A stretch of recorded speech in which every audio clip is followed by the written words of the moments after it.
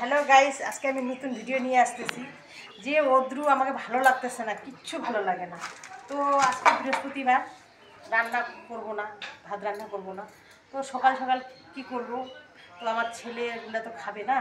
তো ছেলেগুলোর জন্য আমি আজকে এই যে আটা বানাবো, রুটি, রেশনের আটা, বুঝছো? খুব সুন্দর রুটি। তো রুটি এই যে খামির করা হয়ে গেছে। হ্যাঁ, তো খামির করা হয়ে গেছে। ওটি খুব এত রৌদ্রের মধ্যে আটাটাও খামির করতে ইচ্ছে করে না, জানো?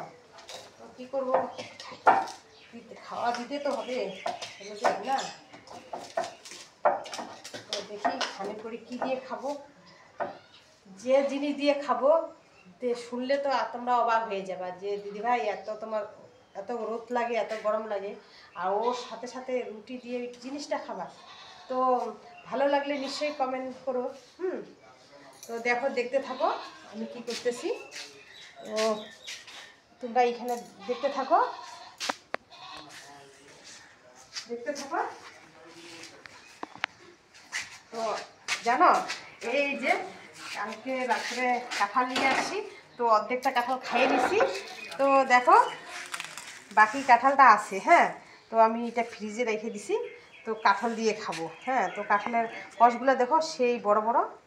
তো এখন আমি ভাবতেছি রুটিটা বানাই, তারপরে ইয়ে করবো। একটা কষ দেখাই দিই, এই যে কষটা দেখো বড় বড়। হ্যাঁ, তো অনেকেই আছে, এগুলো দিয়ে হয়ে যাবে।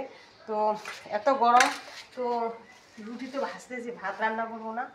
তো গরমের মধ্যে আবার গরম খাইতে হয়, গরমের মধ্যে ঠান্ডা খেলে আবার কিন্তু গরম আটক হয়ে যায়।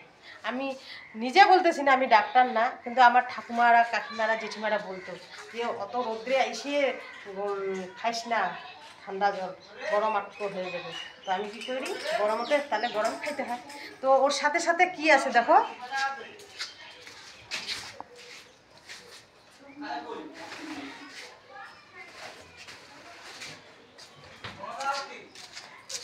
ওর সাথে সাথে আবার আমও নিয়ে আসি। এই যে দেখো আম নিয়ে আসি। এগুলো কি কি আম, কি আম বলে আমি জানি না, নেংরা না কি বলে, নেংরা আম না কি বলে।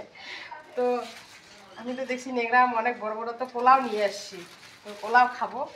হ্যাঁ, কাঁঠাল খাবো, পোলাও খাবো। তো রান্না করার কোনো প্রয়োজনই নেই, তাই না? তো দেখি কতদূর খাইতে পারতেছি। হ্যাঁ, তোমরাও সাথে থাকো, আর ভালো লাগলে লাইক, কমেন্ট, শেয়ার নিশ্চয়ই করো। কেমন? আমি রুটিটা ভাজতে থাকি, পরে বসাই দিই। তো এখন তো গ্যাস ধরাইতে হবে।